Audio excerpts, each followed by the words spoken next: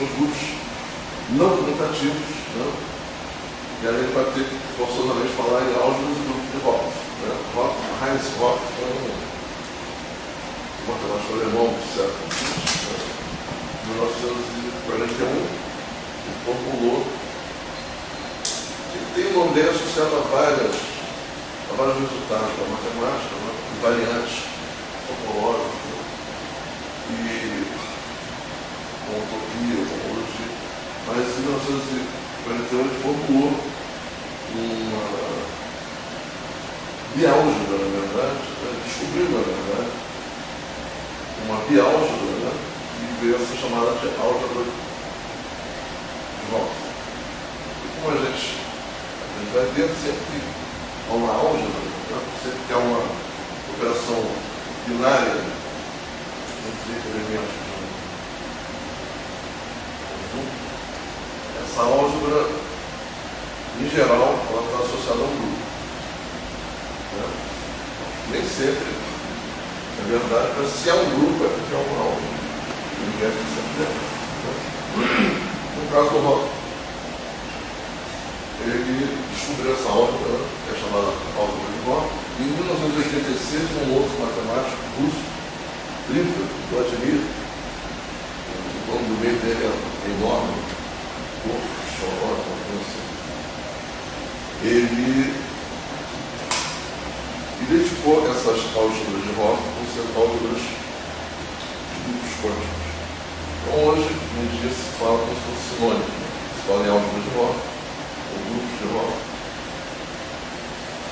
como se estivesse falando de grupos quânticos. Embora, na verdade, a definição de grupo quântico ainda seja uma coisa não definida. Falta definir um conjunto de detalhes, tem conjectura, etc. Mas isso não impede que se trabalhe com isso. Né? É o que a gente vai ver no final do curso. Desse triângulo de Cita, eu retirei do curso, porque aí ia ser outro curso. Realmente não ia caber. Né?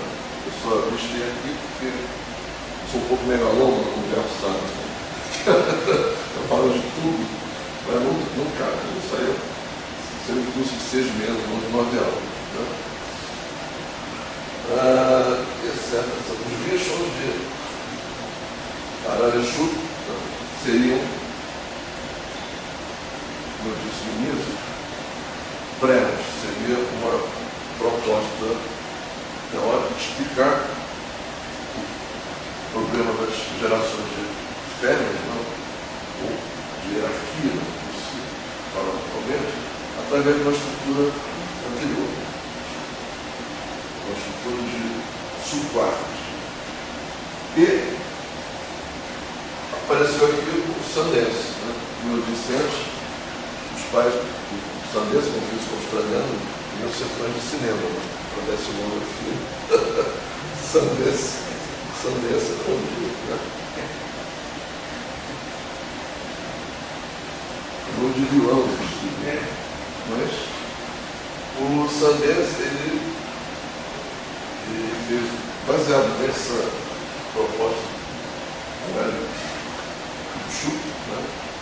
Os físicos israelenses, ele fez ele deu uma melhorada nisso, né? Usando o que eles não usaram, foi exatamente os códigos. Então ele, vencedor da teoria de nós e tranças, ele definiu que a coisa formalmente funciona, né? Ele definiu esses subquartos como sendo combinações, né? Uma teoria combinatorial de tranças, que a gente vai ver que são bastante. Aliás, lá em Volta Redonda, eu dou aula lá no Rússia, Volta Redonda, aí o outro físico experimental, aqui na minha mesa um livro, português até do físico de São Paulo. O título do livro é A Geometria e a Física dos Nós e das Tranças. Aí me perguntou se eu Tinha virado cabeleireiro. Não, tem outra coisa, deixa pra lá. Não entra nesse aspecto. Mas então a gente vai ver teoria de nós em laços, né? ou se dá também textura, né? São os livros, e tanto. E finalmente, nessas definições dos grupos. B2 são B3, né? Que são os grupos que o Sanders usou na definição deles de subtrégos, subquartos. E chamou de tuídos, né? Eles adoram Alice, o Pai das Maravilhas. Em Alice tem aqueles irmãos gordinhos, né? Tweedle Dum. Ele chama de Tweedle Kids, né? Não sei o que vai comer. Mas só para ser original. Não tão original assim. Então, a gente vai ver essencialmente, eu vou só dar uma passada em linhas gerais do curso, né? Amanhã que a gente vai começar, até porque fica difícil, né? A gente ficar lendo aqui, você não está conseguindo ler essa frente. Então a gente vai falar, a gente vai apresentar conceitos básicos de grupos e álgebra, né? Aí eu fui lá no início mesmo, falando de injeções,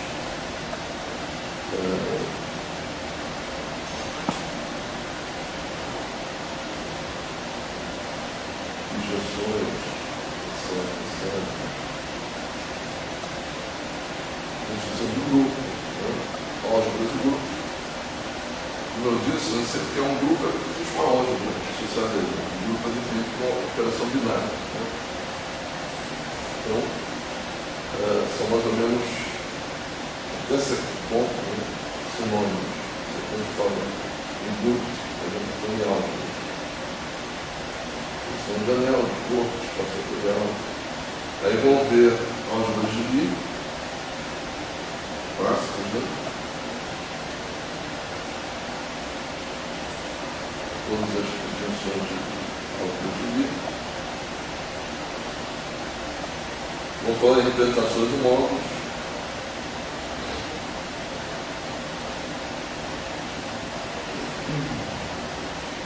Classificações, né? Álgebras de Lie, que são essas daí. As álgebras clássicas, né?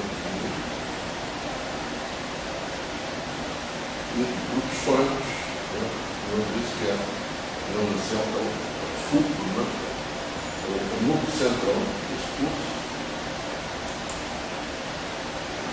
Fibrado, né? Até para mostrar por que surgem os grupos fônicos. Né? Na verdade, surge a partir de uma ideia dos matemáticos. Hierozolimita. Você sabe o que é Hierozolimita? O cara que nasce em Jerusalém. Quando ele nasceu em 1910, ainda não havia o Estado de Israel. Jerusalém pertenceu ao Império Romano. Mas o cara não era turco. Ele acabou morrendo no Canadá, muitos anos depois da Índia. Mas ele nasceu em Jerusalém. Moial. Engraçado, o nome dele inclusive é espanhol. José Henrique Moial. Moial foi contemporâneo de Dirac, de Vai, de Villa, essa turma toda. E ele, trocando ideias digamos assim, juntando muita coisa que esses físicos matemáticos e matemáticos haviam feito, né? Ele fez uma proposta de quantização, partindo do conceito de Poisson. Dirac descobriu que o computador, na verdade, é uma formulação não comutativa do conceito de Poisson. Aí o Moial quis explicar isso matematicamente. Como é que a gente pode fazer essa transição entre o conceito de Poisson e o computador? Então ele definiu o produto, hoje eu preciso do Moial. Na verdade, já tinha sido definido anteriormente por outros matemáticos, mas ele não sabia disso. E como ele era ligado aos físicos, da física geral, ele desenvolveu o estudo desse produto no espaço de fase quântica. Então ele ficou muito vinculado a essa vertente, né? E o nome dele ficou associado a esse produto, que simplesmente é uma forma de você fazer um limite onde você consiga lidar com funções de Poisson e com mutadores, simplesmente fazer uma deformação da álgebra mutativa dos funções de Poisson, que é a álgebra uniforme. Né? Funções de Poisson usam o produto que a gente define visualmente. Ele definiu o tipo de produto e, por isso, as coisas ficaram mais claras, né? Em termos de como você relacionar, embora não seja uma relação, digamos assim, exata, né? Uma relação formal. Você não consegue, na verdade, e a gente vai ver isso ao longo do curso, são espaços diferentes. O espaço das funções, ser funções dos clássicos, né? E o espaço dos operadores, que são os observáveis que interessam na mecânica quântica, são espaços que não têm nada a ver com o outro. São espaços distintos, você não consegue fazer isomorfismo, você não consegue levar diretamente para o espaço outro. Mas, em função disso, exatamente é que se chama essa técnica, né? Nascida pelo Moel, que se chama essa deformação de uma álgebra. São álgebras deformadas. A gente vai ver isso com mais detalhe na frente. O produto de Moel é essencialmente esse. Né? Vocês não estão conseguindo ler diretamente, mas a gente vai ver isso a partir de amanhã. E a partir daí a gente entra nas álgebras de Hopf, que são as álgebras que não interessam, são os grupos, mas segundo a definição de livro, mas livro.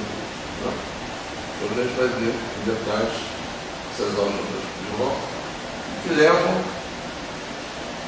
naturalmente, já que a motivação dessas atividades geral do Elael definido são os 100 anos da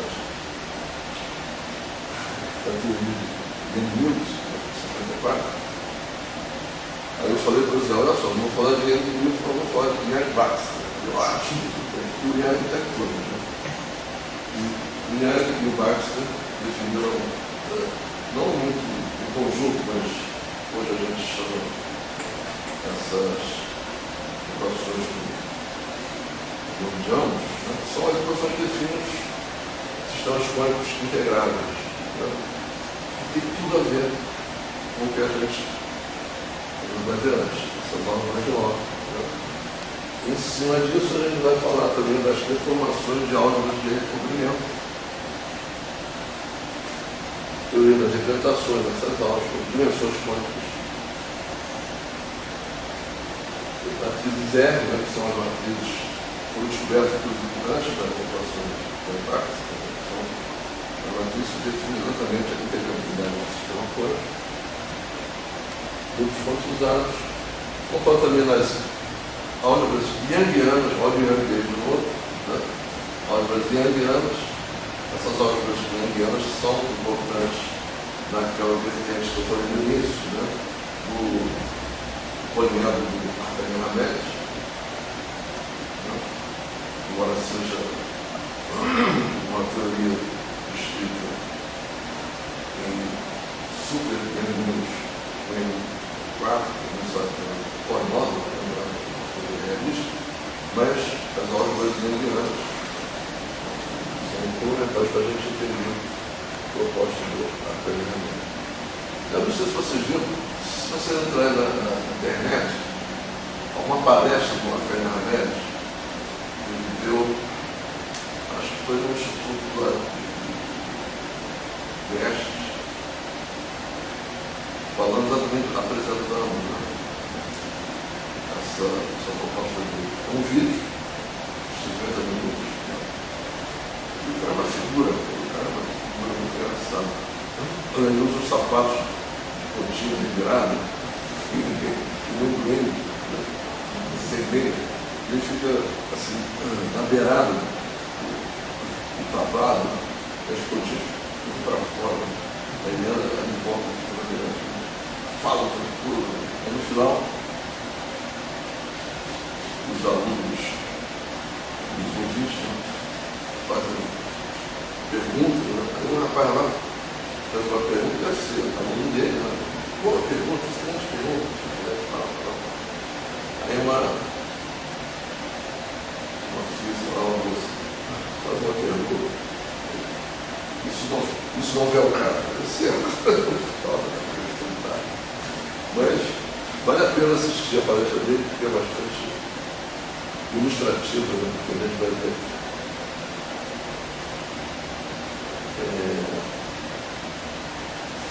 Normalmente ele vai entrar na parte do cabeleireiro, né? Do grupo das tranças, né? E eu vou me fundamentar nessa parte do livro que eu fiz em São Paulo. Eu até conheço, ele se aposentou já. Então eu vi assim. Ele e outro, escreveu com um aluno dele, escreveu. E foi diretor do IFT, da Unesp, por 10 anos. Se aposentou já tem uns 2 anos. Mas o livro é muito bom. E é raro você encontrar um livro de física matemática em português. Né? Eu escolhi muito em função disso. Eu achei esse livro. Eu fiquei muito feliz porque as outras referências que eu expus nesse curso são todas em inglês. Né? Uma que eu não consegui baixar, que é em alemão, mas já estava em inglês. Alexandrov e Duval. Mas esse livro é muito bom, é muito conciso, é muito denso, ele faz muita coisa, mas é muito bom e faz também isso que nos interessa. Meu nome de Alexander, né, que o Peter desenvolveu bastante essa área, né? Chegou a definir uma teoria de campos topológicos, usando os conceitos de Alexander e os outros. Eu vou falar do grupo de nós, né? Entropias, topologia, falando de Jones, né? A questão da hierarquia do modelo padrão, que é o motivador, né, da pesquisa de subpratos, né? E essencialmente há duas soluções desse problema. Uma é através da supersimetria, né? Simplesmente porque a supersimetria, como ela faz uma alquimia entre ferros e bósons, né? Desaparece essa hierarquia. Mas até agora o LHC não descobriu supersimetria, então não vamos ter números. Embora os cordistas continuem usando isso, mas eu acho que é uma ferramenta matemática muito forte, muito importante, mesmo que você não creia na supersimetria, que é uma questão de fé, você acredita na supersimetria, eu acredito. Mas mesmo que você não creia, você pode usar sem preconceito, que é uma ferramenta matemática, como disse o Witt, inclusive, há décadas atrás, do século XXI. A matemática do século XXI está ali. Hoje você chega a resultados muito importantes de engenharia, matéria condensada, né? Usando as ferramentas que a supersimetria nos forneceu. Né? Então, eu acho que realmente não é para se jogar fora. E, finalmente, a gente vai chegar nessa geometrização do espaço-tempo e emergência da matéria. Por que emergência da matéria? Porque, como eu disse, o Sanders fez a proposta dele dos quartos, que funciona direitinho, né? Teoricamente, você consegue, combinatorialmente, usando trânsitos, porções de espaço-tempo,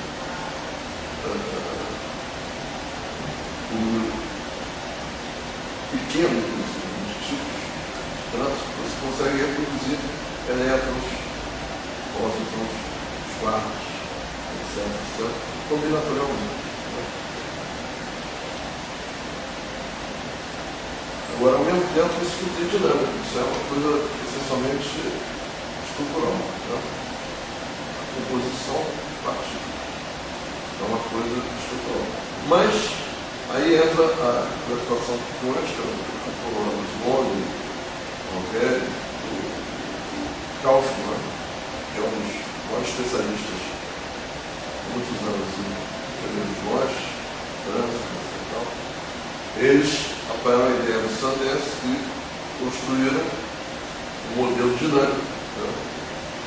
Onde, inclusive, você chega a definir como surge a matéria dinamicamente a partir dessas trânsitos, a partir dessa combinação de trânsitos. Né? A gente vai chegar lá. Aí a gente vai ter que falar de quantum, né? Espuma quântica diluída, espuma de espinho, que já é uma adaptação do Rogério de Mono, usando a ideia da espuma quântica diluída com a rede de espírito Penrose. Né? Isso veio a se construir na base, né? Fundamental, na versão atual da gravitação quântica. Supremos topológicos, que é exatamente o D3, que o Sanders usou para construir essas esferas. Né? Por que D3? Porque exatamente isso usou três tipos de trânsito. A gente vai ver como. Então, como já dizia Einstein, né? A estética, né, é fundamental. Se você consegue fazer uma teoria com poucos elementos, esses poucos elementos geram uma explicação, ao menos formal, você pode estar no caminho certo. É uma indicação, é uma certeza, mas é uma indicação.